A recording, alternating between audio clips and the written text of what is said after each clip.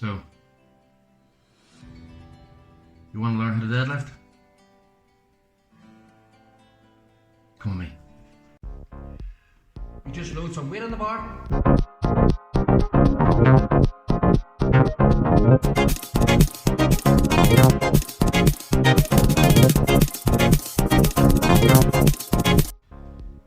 Stand at the bar.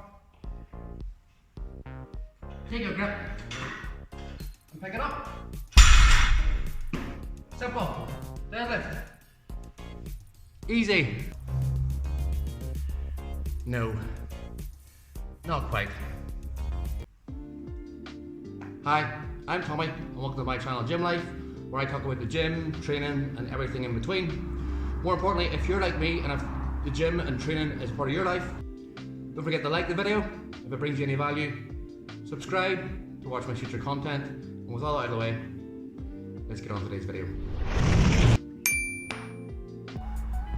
So that's all you do, you just jump in, add some weight, load the bar, pick it up.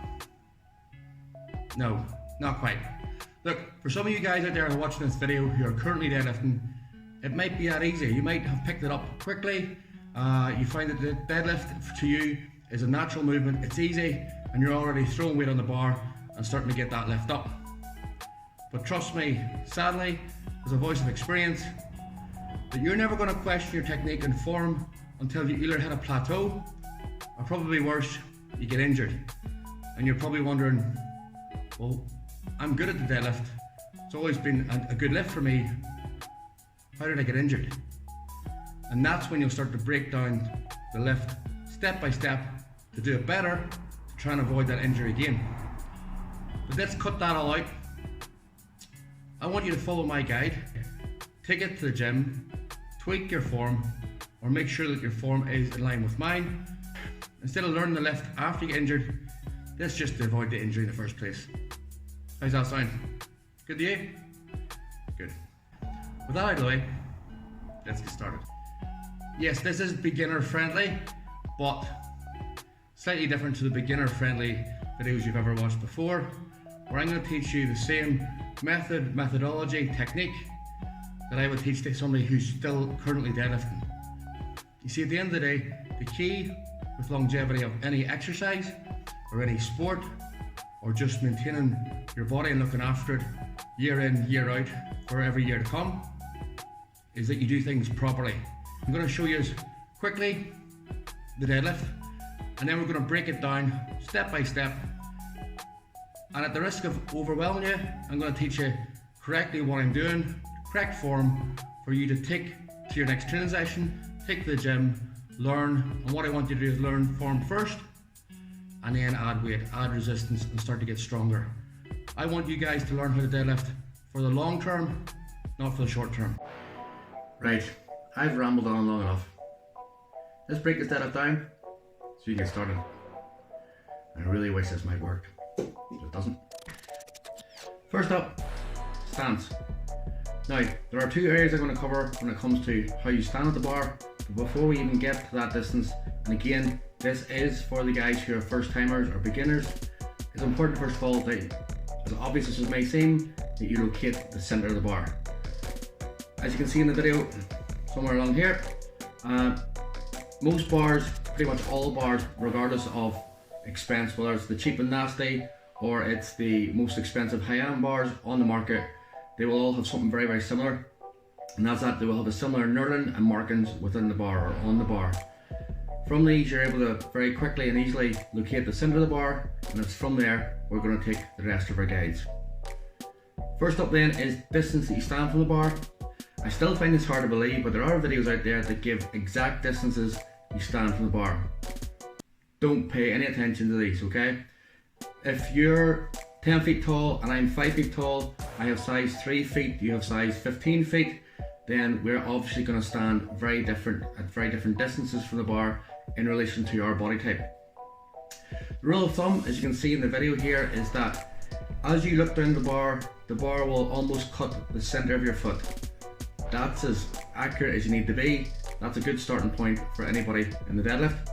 Next up is actually how you place your feet. Firstly, toes will normally be pointing forward, and most people will suggest that your feet are shoulder width apart. Although that's not a bad way to start, if you want to do it properly, in my opinion, you want to have your feet slightly within shoulder width apart, because best practice with regards to grip is to also keep that at shoulder width apart. If the two are both shoulder width apart, then at some point your arms are going to come in contact with your legs, increasing the friction of the movement rather than reducing friction, making the movement harder. So if these two are in each other's way, it's not a good way to go. My advice would be very simple. Before you take your grip, which I would suggest at shoulder width apart, take your feet, place them shoulder width apart, and then bring them slightly inside shoulder width apart. That's best practice. Next up, grip. As mentioned briefly before, when taking the grip, best practice then is to have your grip at shoulder width apart. The reason for that being is to do with sort of biomechanics and kinetic energy. You're basically creating what's known as a kinetic chain throughout the pull. So it means that everything is pretty much stacked on top of each other and works alongside each other. So when you take your grip, if you're shoulder width apart, it means that your arms are going to be hanging straight down from your shoulders. So as you pull, that's the strongest position to pull from. When it comes to the actual grip itself, you have pretty much 5 different choices you can make. 3 which I would call raw or unassisted, and then 2 that are assisted. The unassisted, there's 3 variations. There's double overhand, where your 2 palms will face you as you pull. There's hook grip, where you'll hook your thumb around the bar before then clamping your thumb with your fingers. This one will be more commonly used in weightlifting rather than powerlifting, and is extremely sore on the thumbs, so a bit of tape on them will do no harm. And then the third will be over and under or reverse grip, where one palm will be facing towards you and the other away. Again, that's used in powerlifting a lot and will be an alternative to the double overhand, because it helps then assist in keeping the bar close to you and therefore making the movement that bit more powerful. Then there's the 2 assisted grips, or 2 assisted variations. The deadlifting strap, the standard strap, and then the more commonly and more recently used is the figure of 8 strap. Although not allowed during powerlifting competitions, these can be used as assisted variations for your training, but these are more commonly used in strongman events where straps and assistance are normally used. However, if you're going to go down that route and compete in a strongman or strongwoman competition, then please be advised that not all competitions will allow each variation of strap, so check the rules first before you enter. Next up is a combination of upper back and then overall positioning. What do I mean by that? Well, first of all, one of the most common faults and one of the things that leads to back injuries or back trouble is how people pull. If you're in the wrong position from the very start, then you're up against it before you even get going, and it's just a matter of time before you injure yourself. What most people find is that their lower back will take a lot of the pressure during the pull, almost creating what's known as that casting type shape where your back will bow forward. The majority of the pressure then will be in your lower back, and your upper back won't be assisting at all. It's then a bit of a grind and match during the pull before your upper body can catch up with the lower body. So it's important for you to get into the right position before you start your pull so that you can maintain that throughout the pull, right? How I do that, as I'm demonstrating in this video, is that when you get into your position, so you take your stance, then you take a grip, and then I want you to imagine you're doing 2 things. First of all, you're taking your triceps and pulling them back towards your lats or towards your back. That helps engage the upper back, which means then the upper back is assisting the lower back during the pull, meaning the pressure or the tension of the weight is being spread evenly throughout the back, reducing your likelihood of injury, creating a much safer, stronger pull. On top of that then, it's your seating position. Now, it's common for people to either sit too deep as if they're squatting, or they're too high, their hips are too high and their legs are too straight before they start to pull. If your legs are too straight, it's a combination of either then your leg drive will not be included in the pull, or that your pull is going to be very hamstring dominant, which again can result in injury. If you're in the almost like a squat position before you start your pull, then yes, you're going to use a lot more legs, but at the start there's going to be a lack of tension before the weight kicks in, and there is that tension on the bar and on your body. That jerking motion can in itself create further risk to injury, but it means it's a less efficient pull. It's like driving a car into a brick wall. It is going to drive through the brick wall, but at some point it's going to slow down and hit as it hits the wall before it drives through, if that makes sense. My advice with regards to positioning, first of all, of legs is picture yourself, even though if you've never done it before, picture yourself doing one hard pull on a row machine. You're going to get yourself into that sort of middle neutral position, tension on the bar before you actually pull. That's the position I want you in the deadlift, where your legs are neither locked out or in too deep a squat, because at the end of the day, squat to squat, a deadlift, you have to do things a wee bit differently.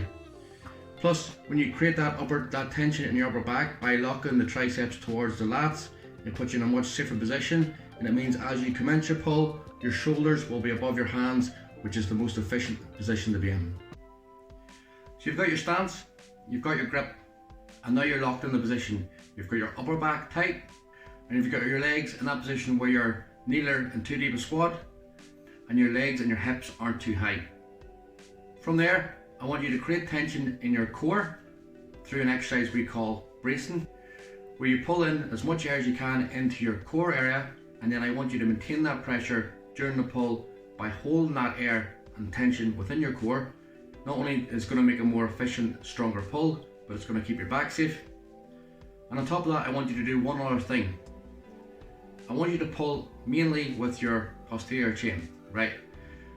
For you guys, for beginners out there, posterior chain is basically a very fancy name or terminology for your lower back, your glutes, and your hamstrings, because they're all tied in together, create a chain. But how do you actually use your posterior chain? Very simple. Just before you go to pull, brace and then squeeze your glutes. What I found in the past is your glutes will naturally then tie in to both your lower back and your hamstrings. So if you focus on squeezing your glutes hard, your body will naturally take over and do the rest. So, you've got your stance, you've got your grip, you've got yourself in the right position, you've locked your lower back, you've braced, you've used your posterior chain to dominate the pull, and you're now locked out. That's a lot, but how do you know you've done it right? That's where bar path kicks in, right? If we were to look at the side of any lift and draw a dot in the middle of the side of the bar, if the starting position is position A and the finishing position is position B, the line that bar takes to get from A to B is the bar path. But why is that important? Very simple. The bar path will dictate how efficient your movement is. So in the case of deadlift, the most efficient line that a bar can take is if it's gradually moving backwards towards the lifter. Although it will be a minimum for some people, as long as there's some indication of the bar moving backwards, then it means that the lifter is completing that movement in the most efficient manner. If at any stage then during the lift that you find that the bar moves forward, you know there's a breakdown of efficiency in the lift and it's something that can be addressed. And there we have it. There's my user-friendly, simple, beginner-friendly guide on how to deadlift. I appreciate it's probably slightly overwhelming for a lot of you guys, but as you can see, I'd rather do things properly than cut any corners, and I suggest you do the same. If you're new to deadlifting, learn the form first before you add any weight or any resistance to avoid injury and enjoy deadlifting for a long time. If you're already deadlifting, then drop me a comment below if any of my advice during the course of this video has been any benefit to you. If you're new, again, do the same. Consider subscribing to the channel, and until the next time, thanks for watching, enjoy your training, and bye for now.